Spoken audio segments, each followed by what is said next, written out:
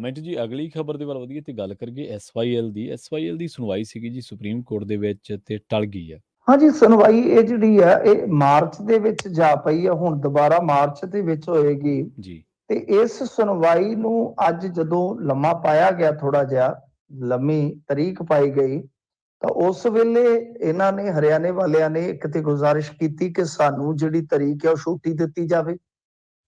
ਤੇ ਦੂਜਾ ਜੀ ਦੂਜਾ ਉਹਨਾਂ ਨੇ ਕਿਹਾ ਕਿ ਇਹ ਦੋ ਮੀਟਿੰਗਾਂ ਸਾਡੇ ਨਾਲ ਕਰ ਚੁੱਕੇ ਆ, ਇਹ ਕੋਈ ਡਾਹ ਨਹੀਂ ਦਿੰਦੇ, ਕੋਈ ਹੱਲ ਨਹੀਂ ਨਿਕਲਦਾ। ਤੇ ਇਹਦੇ ਤੇ ਹੁਣ ਸੁਪਰੀਮ ਕੋਰਟ ਨੇ 15 ਮਾਰਚ ਤਰੀਕ ਦਿੱਤੀ ਆ, ਉਹਦੇ ਚ ਕੇਂਦਰ ਨੂੰ ਫਿਰ ਜਵਾਬ ਦਾਖਲ ਕਰਨ ਵਾਸਤੇ ਆਖਿਆ ਗਿਆ ਹੈ। ਹੁਣ ਕੇਂਦਰ ਕੀ ਜਵਾਬ ਦਾਖਲ ਕਰੇਗਾ, ਫਿਰ ਉਸ ਤੋਂ ਅੱਗੇ ਹੀ ਕਹਾਣੀ ਤੁਰਨੀ ਹੈ।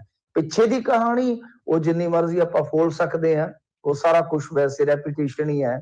ਤਾਂ ਉਹ ਜਿਹੜੀ ਕਹਾਣੀ ਹੁਣ ਅੱਗੇ ਨਵੇਂ ਸਿਰੇ ਤੋਂ ਕਿਸੇ ਪਾਸੇ ਨੂੰ ਲੱਗਣੀ ਹੈ, ਤਾਂ ਉਹ ਲੱਗਣੀ ਹੈ ਕਿ ਕੇਂਦਰ ਸਰਕਾਰ ਉੱਥੇ ਜਾ ਕੇ ਕਿਸ ਤਰ੍ਹਾਂ ਦਾ ਜਵਾਬ ਦਿੰਦੀ ਹੈ। ਕਿ ਉਹ ਕੁਝ ਸਮਾਂ ਹੋਰ ਮੰਗ ਲੈਂਦੀ ਹੈ, ਜੀ ਜਾਂ ਕਹਿੰਦੀ ਹੈ ਕਿ ਤੁਸੀਂ ਆਪਣਾ ਆਰਡਰ ਪਾਸ ਕਰ ਦਿਓ, ਅਸੀਂ ਉਹਨੂੰ ਐਗਜ਼ੀਕਿਊਟ ਕਰ ਦਿਆਂਗੇ ਜੀ। ਇਹ ਹੁਣ ਮਾਮਲਾ ਜਿਹੜਾ ਉਹ ਪੂਰੀ ਤਰ੍ਹਾਂ ਕੇਂਦਰ ਦੇ ਪਾਲੇ ਦੇ ਵਿੱਚ ਹੈ, ਕਿਉਂਕਿ ਕੇਂਦਰ ਸਰਕਾਰ ਜੇ ਸਮਾਂ ਮੰਗ ਲੇਗੀ ਤਾਂ ਸਮਾਂ ਮਿਲ ਜਾਣਾ ਹੈ। ਜੇ ਉਹ ਆਪਣੀ ਇੱਕ ਰਿਪੋਰਟ ਜਾਂ ਜਵਾਬ ਦਾਵਾ ਜਿਹੜਾ ਜੋ ਵੀ ਉਹਨਾਂ ਦਾ ਬਣਦਾ ਹੈ ਉਹ ਉੱਥੇ ਦੇ ਕੇ ਤੇ ਜਾਨ ਛੁਡਾ ਲੈਣਗੇ, ਤਦ ਵੀ ਸੁਪਰੀਮ ਕੋਰਟ ਨੇ ਫਿਰ ਇਹ ਮਾਮਲਾ ਅੱਗੇ ਤੋਰ ਦੇਣਾ।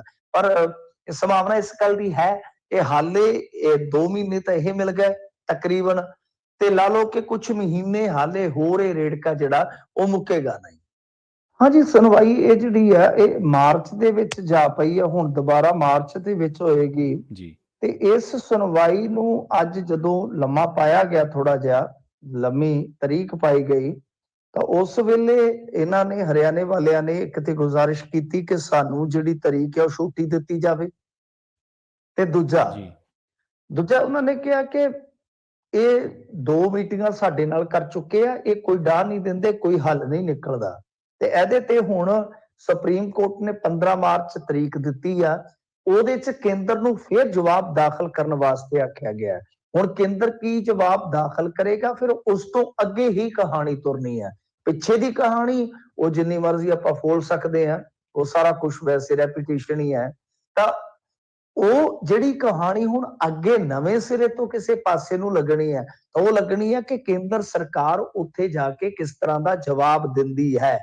ਕਿ ਉਹ ਕੁਝ ਸਮਾਂ ਹੋਰ ਮੰਗ ਲੈਂਦੀ ਹੈ, ਜੀ ਜਾਂ ਕਹਿੰਦੀ ਹੈ ਕਿ ਤੁਸੀਂ ਆਪਣਾ ਆਰਡਰ ਪਾਸ ਕਰ ਦਿਓ, ਅਸੀਂ ਉਹਨੂੰ ਐਗਜ਼ੀਕਿਊਟ ਕਰ ਦਿਆਂਗੇ ਜੀ। ਇਹ ਹੁਣ ਮਾਮਲਾ ਜਿਹੜਾ ਉਹ ਪੂਰੀ ਤਰ੍ਹਾਂ ਕੇਂਦਰ ਦੇ ਪਾਲੇ ਦੇ ਵਿੱਚ ਹੈ, ਕਿਉਂਕਿ ਕੇਂਦਰ ਸਰਕਾਰ ਜੇ ਸਮਾਂ ਮੰਗ ਲੇਗੀ ਤਾਂ ਸਮਾਂ ਮਿਲ ਜਾਣਾ ਹੈ। ਜੇ ਉਹ ਆਪਣੀ ਇੱਕ ਰਿਪੋਰਟ ਜਾਂ ਜਵਾਬ ਦਾਵਾ ਜਿਹੜਾ ਜੋ ਵੀ ਉਹਨਾਂ ਦਾ ਬਣਦਾ ਹੈ ਉਹ ਉੱਥੇ ਦੇ ਕੇ ਤੇ ਜਾਨ ਛੁਡਾ ਲੈਣਗੇ, ਤਦ ਵੀ ਸੁਪਰੀਮ ਕੋਰਟ ਨੇ ਫਿਰ ਇਹ ਮਾਮਲਾ ਅੱਗੇ ਤੋਰ ਦੇਣਾ। ਪਰ ਸੰਭਾਵਨਾ ਇਸ ਗੱਲ ਦੀ ਹੈ ਕਿ ਹਾਲੇ 2 ਮਹੀਨੇ ਤਾਂ ਇਹ ਮਿਲ ਗਏ ਤਕਰੀਬਨ, ਤੇ ਲਾ ਲਓ ਕਿ ਕੁਝ ਮਹੀਨੇ ਹਾਲੇ ਹੋਰ ਇਹ ਰੇੜਕਾ ਜਿਹੜਾ ਉਹ ਮੁੱਕੇਗਾ ਨਹੀਂ।